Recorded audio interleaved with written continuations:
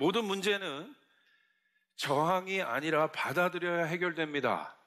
모든 문제는 저항이 아니라 받아들여야 해결됩니다. 라는 제목으로 함께 말씀 나누겠습니다. 문제가 없는 영혼들이 없습니다. 문제가 없는 사람들이 없습니다. 인간이란 정의 자체가 문제가 있다는 거예요. 그렇죠?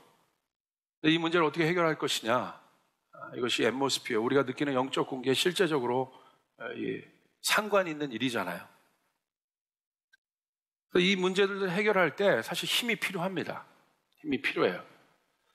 근데 이 힘에 대해서 성경은 뭐라고 말하고 있는가 우리가 좀 보길 원합니다.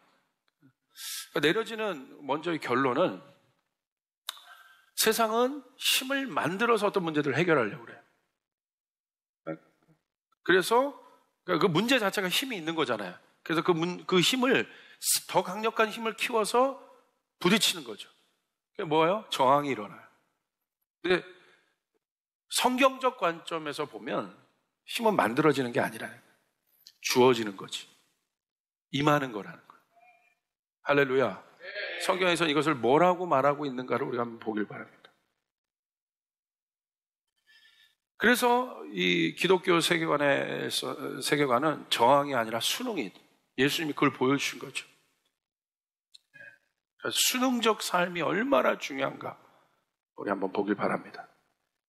힘을 아는 데 있어서 가장 중요한 문제는 바로 이 권위의 문제입니다. 성경은 힘 자체에 집중하기보다 누가 이 힘을 가지고 있느냐에 집중하고 있어요. 제가 일부 예배에도 예화를 들려드렸는데 잘 아는 거예요. 이게 만약 총이라고 생각해 보죠. 이 총 자체는 힘입니다. 그러나 이 힘이 경찰관의 손에 있으면 이 총은 좋은 데 쓰이는 거예요. 정의를 위하여 쓰이게 됩니다. 그러니까 경찰관이라는 권위, 이 힘을 가질 만한 권위를 누가 갖고 있느냐, 그것이 문제이죠. 이 총을 만약에 테러리스트라든지 아니면 도둑들이 갖고 있다고 한다면, 강도들이 갖고 있다면 이건 어디에 쓰겠어요? 자기 사리, 사욕, 탐심을 채우는 일들 가운데 이 총이 쓰일 거예요. 누가 이 힘을 소유하고 있느냐가 중요한 거죠. 그래서 성경은 창세기를 통해서 이 힘을 다스리는 존재인 인간이 누구인지를 정의합니다. 성경은 그거부터 출발해요.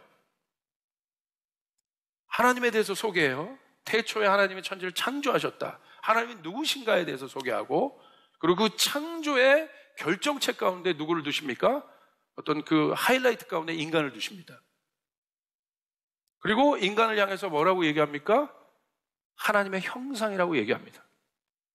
그럼 우리가 하나님을 누구라고 알고 있어요? 하나님은 완전하신 분이에요. 하나님은 온전하신 분이에요. 할렐루야. 여러분 그것을 동의하십니까? 그러니까 어떤 사람들이 절대자를 찾을 때 왜 절대자를 찾아요? 내가 갖고 있는 능력 이상이라는 거야. 내가 갖고 있는 힘 이상이기 때문에 절대자를 찾는 거죠. 그렇기 때문에 기본적으로 종교를 찾는 사람들의 마음 가운데는 어떤 마음이 있어요? 그 절대자 앞에 순응하려고 하는 기본적인 마음이에요. 기독교뿐만이 아니라 모든 종교 안에 절대자를 찾으려고, 이슬람이나 힌두나 라마 불교나 어느 종파이든 간에 적어도 절대자를 찾으려고 하는 사람들 마음 안엔 기본적으로 어떤 마음이 있어요? 여러분 부족함이 없는 사람은 절대자 찾지 않아요. 그 하나님 우리가 어떻게 상정합니까? 온전한 분, 완전한 분, 부족함이 없는 분. 할렐루야. 우리가 그 하나님을 상정합니다. 근데 우리 보고 누구라고 한 거예요? 너희는 하나님의 형상이라고 얘기할 거예요. Image of God. 그건 어떤 말이에요? 하나님은 완전하다, 온전하다, 부족함이 없는 존재라고 우리가 여기고 지금 나가고 있지 않습니까? 이 대전제를 무시하면 여러분 하나님 찾는 것에 의미가 없다 이거예요. 왜 찾아요? 여러분 쓸데없는 고생이야. 그래도 적어도 이 세상에, 이 지구상에 몇십억의 종교를 가진 사람들이 있는데 적어도 모든 종교를 가진 사람들의 마음의 태도 안에는 절대자에 대한 그 기본적 마음이 있다 이거예요. 근데 우리가 하나님을 그런 존재라고 보는데 그럼 우리는 어떤 존재냐? 이제 거꾸로 생각해 봐야 돼요. 성경은 우리가 어떤 존재인지를 얘기하고 있어요. 너희는 어떤 존재이다? 하나님의 형상이다. 무슨 말이에요? 온전한 존재라는 거야. 완전한 존재라는 거야. 하나님처럼 완전한 존재라는 거야. 아멘. 우리 옆 사람에게 선포해서 당신이 완전한 존재입니다. 거짓말 하네. 옆 사람에게 얘기해줘서 또 당신 부족함이 없는 존재입니다. 그 하나님의 형상, 하나님을 닮은 완전하고 온전한 존재란 자체가 우리가 다른 말로 해석하면 뭐냐면 권위라고 얘기하는 거예요. 주어진 거죠. 그렇기 때문에 하나님이 이런 존재의 인간에게 뭘 주셨어요? 힘을 주신 거예요.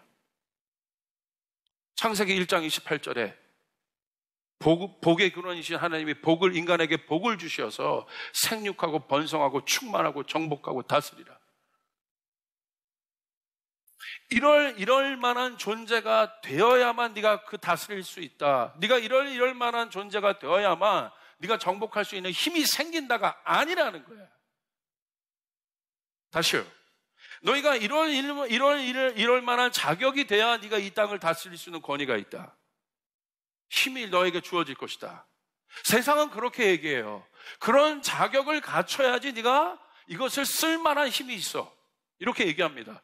그러니까 목숨 걸고 그 자격 갖추려고 노력하는 거죠. 그래야 그 권위를 얻을 수 있으니까, 그 힘을 쓸 수 있는 능력이 주어지니까. 내가 만든 조성한 환경이 끝이 있냐 이거예요. 그런데 성경은 뭐부터 출발해요? 인간을 어디에 두셨어요? 인간을 에덴 동산이라는 환경에 두셨어요. 인간이 에덴 동산을 만들었습니까? 열심을 내서 인간이 에덴 동산을 조성했습니까? 인간이 살아갈 환경? 아니에요. 성경은 뭐부터 출발해요? 에덴을 하나님이 만드시고, 인간이 가장 행복할 수 있는 장소가 에덴이에요. 완벽한 장소. 할렐루야. 거기에 에덴을 만드시고 완벽한 환경을, 우리의 공로가, 우리의 노력이 1%도 들어가 있지 않아요. 그 환경에. 근데 하나님이 우리를 위하여 완전히 만들어 놓으신 거예요. 아멘. 거기에 인간을 두셨다는 거예요. 성경은 이거부터 출발해요. 세상적 세계관은 내가 이런 자격에 대한 힘을 가질 수 있다고 얘기하지만, 성경은 너가 하나님의 자녀이기 때문에 힘은 주어진 것이다. 세상적 세계관은 내가 이런 환경을 조성해야 내가 그 환경 속에서 행복할 수 있다고 얘기하지만, 성경은 그 환경 또한 하나님이 만들어 주신 것이다.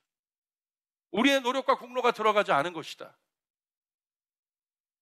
이것을 우리는 한마디로 뭐라고 이야기할 수 있어요? 우리는 이것을, 우리를 위한 하나님의 완벽한 이 계획과 이 하나님의 완벽한 이 사랑을 우리는 뭐라고 얘기해요? 하나님의 뜻이라고 얘기하는 거예요. 여러분을 향한 하나님의 뜻은 완벽하십니다. 성경은 그것부터 출발해요. 하나님, 우리를 향한 하나님의 계획은 완벽하셨던 거예요. 온전하신 거예요. 우리를 위하여 그 환경을 만들어 놓으신 거예요. 거기에는 1%도 내 지분이 들어가 있는 게 아니에요. 하나님, 우리 인간이 살아갈 수 있는 최고의 환경을 우리를 위하여 만들어 놓으신 거예요. 이걸 하나님의 뜻이라고 얘기해요. 그렇기 때문에 우리를 향한 하나님의 뜻은 완벽하십니다. 우리를 향한 하나님의 뜻은 선하십니다. 우리를 향한 하나님의 뜻은 언제나 옳으십니다. 아멘. 여러분, 맞습니까? 내가 생각한 것보다 이상으로 하나님의 뜻이에요. 그렇기 때문에 이 하나님의 뜻, 이 창조적인 세계관을 알고 창조주 하나님을 만난 이 사람은 바로 어떤 태도가 있어요? 그 절대자인 하나님을 알기 때문에 누가 시키는 것이 아니라 그 마음 안에 하나님의 뜻에 대해서 순응하는 태도가 있어요. 순응한다는 건 뭐예요? 옳다는 거예요. 당신이 더 옳다는 거예요. 내 생각보다 당신의 생각이 옳다는 거예요. 아멘. 내 계획보다 당신의 계획이 더 위대하다고 인정하는 것이에요. 이게 신앙이에요. 내 지혜보다 당신의 지혜가 월등하다고 하는 것이에요.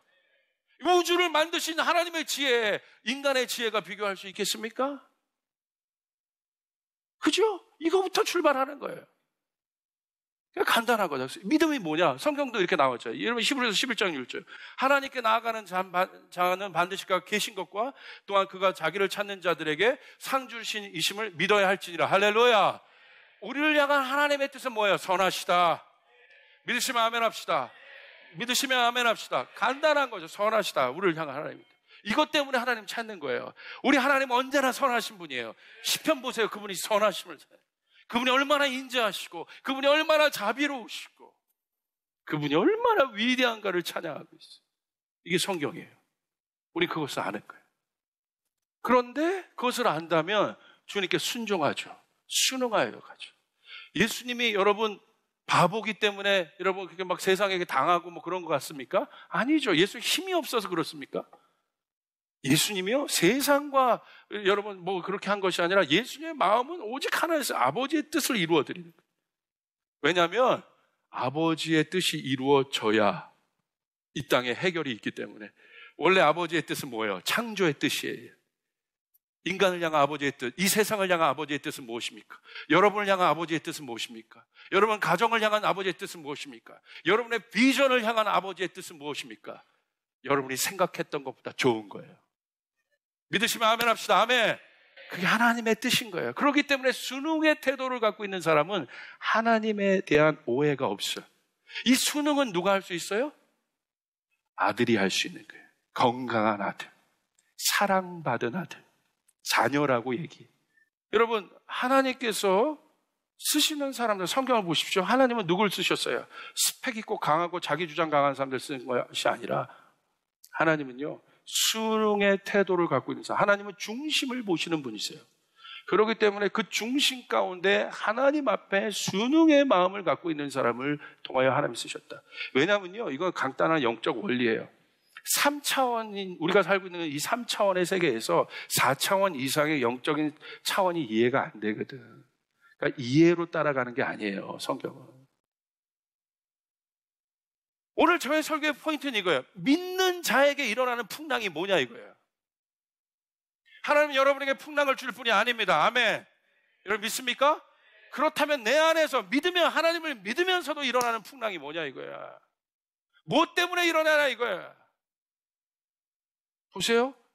하나님의 뜻을 알면서도 저항하잖아요. 저도 그럴 때가 많습니다. 하나님의 뜻을 알면서도 저항할 때가 있어. 왜? 못 믿는 거지. 내 뜻이 더 중요한 거지. 내 계획과 내 방법이 더 옳다고 여기는 거야. 내 이성으로, 내 판단으로, 내 계획으로, 내 계산으로 본 것이 더 맞다고 내가 스스로 여기는 거야. 그러니까 하나님의 뜻이 불안해 보이지. 그러니까 기도 안 해요. 진짜 믿음의 사람들은 기도합니다. 어려우면 기도합니다. 할렐루야. 아뢰는 거야, 그분께. 제가 지식적인 기독교에서 신앙 있는, 영성 있는 기독교로 제 자신이 변화된 건 한 가지예요. 어려우면 기도하더라고. 예전에 어려워도 기도 안 했어요. 제가 목사 아들이어도 기도 안 했어요. 어떻게든지 이 풍랑을 헤쳐나가려고 제가 노력했지. 근데 해결이 안 되더라, 이거. 풍랑이 일어났는데 어떻게 해? 잠잠게 돼야지. 물이 엎질러졌는데 어떻게 해? 물 엎질러진 걸 다시 담을 수 있어? 못 하잖아요. 새롭게 담아야지. 이게 기독교인 거지. 여러분 넘어졌습니까? 일어나면 되는 거야. 할렐루야. 할렐루야. 누구에게로? 아버지께로 가면. 아버지를 알고 그 안에. 이게 어떤 여러분 영적으로 중요한 원리인데. 보세요. 저항하는 거예요. 저항. 하나님은 나를, 잘 보세요. 나를 이 절벽으로 끌고 가시겠어? 순응하여 기대는 거야. 아버지께 기대는 거야. 내 마음을 아버지께 의지하는 거야. 할렐루야. 할렐루야. 내가 옳다고 여기는 자는 절대 하나님의 존재를 인식하지 않아요. 내 힘이 있는 자들은 하나님을 찾지 않아요. 똑똑한 자들은 하나님 안 찾아요. 겸손한 자가 하나님을 찾는 거야. 부족하다고 여기는 자들이 하나님을 찾는 거예요. 죄인들이 하나님을 찾는 거예요. 여러분 믿습니까? 믿습니까? 순응하여 맡기는, 그거 배워가는 게 믿음이에요. 예수님이 그래서 어떤 모습이셨습니까? 예수님이 어린 양의 모습 아니셨어요? 어린 양의 모습. 예수님이 염소의 모습이셨어요? 어린 양의 모습. 목사님, 그러면 우리는 어떻게 저항해? 불의에도 순응해야 됩니까? 아니죠. 악한 것에 우리가 저항해야 돼요. 근데 어떻게 저항해야 되냐는 거야. 힘 키워서 저항하자고? 어떤 힘을 키울 건데? 우리가 말하는, 기독교가 말하는 힘은 뭔데? 데모하는 게 힘이야? 예수님 데모하셨어요? 그게 하늘에서 주어진 힘입니까? 진짜 힘은 무엇입니까? 사랑이에요. 아멘. 사랑인 것이에요. 저는요, 그런 교회가 되길 바라요. 이 속의 마음은 어린 양처럼 순전한 여러분들이지만 바깥으로 나타나는 여러분의 사역은 가장 레디컬한 일들이, 가장 강력한 일들이 여러분을 통하여 이 교회에서 일어나길 바랍니다. 우리 청년에서 일어나길 바랍니다.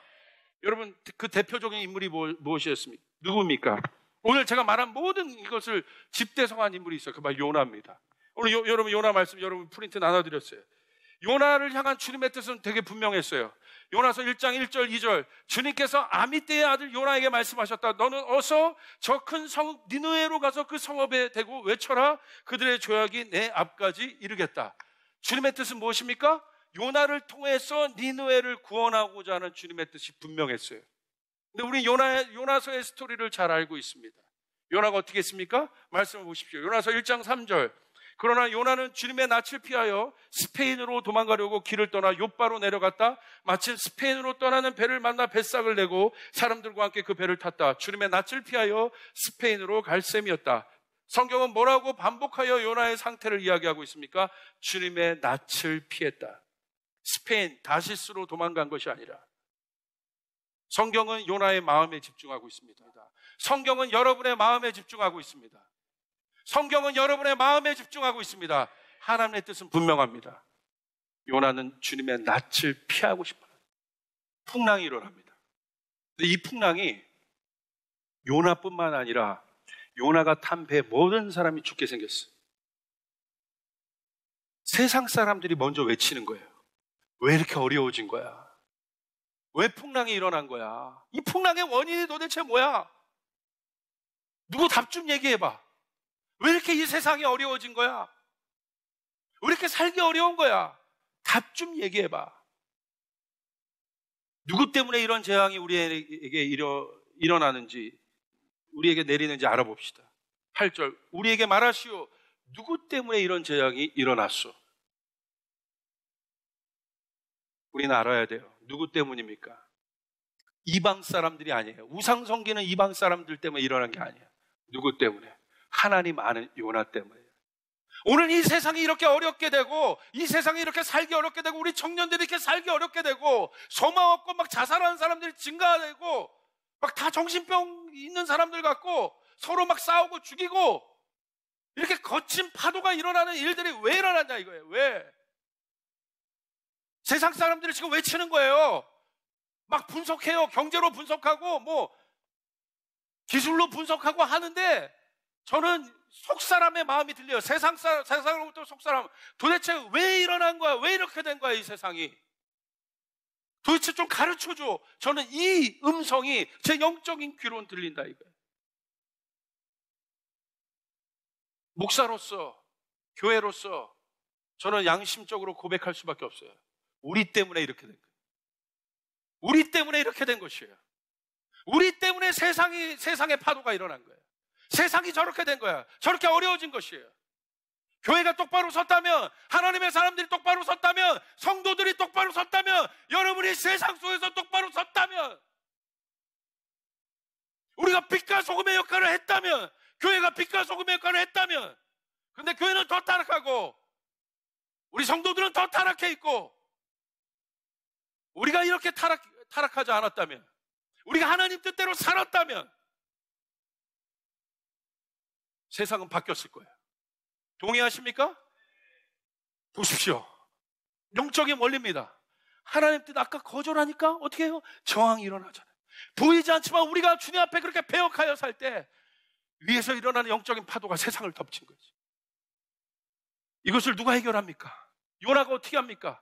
요나서 1장 12절부터 13절 15절 그가 그들에게 대답하였다. 나를 들어서 바다에 던지시오. 나를 들어서 바다에 던지시오. 이것이 요나의 위대함이에요. 비록 하나님의 뜻을 피하여 떠났지만, 하나님의 뜻을 거절하여 저항하여 떠나서 폭풍을 일으켰지만, 요나의 위대함은 여기 있어요. 받아들인 거예요. 받아들일 때 역사는 일어납니다. 여러분의 가정 안에 문제가 있습니까? 누구 탓을 할 거냐 이거예요. 신앙 갖고 있는 여러분이 받아들여야 되는 것이에요. 여러분 받아들여야 되는 것이에요. 요나가 그걸 받아들인 거예요.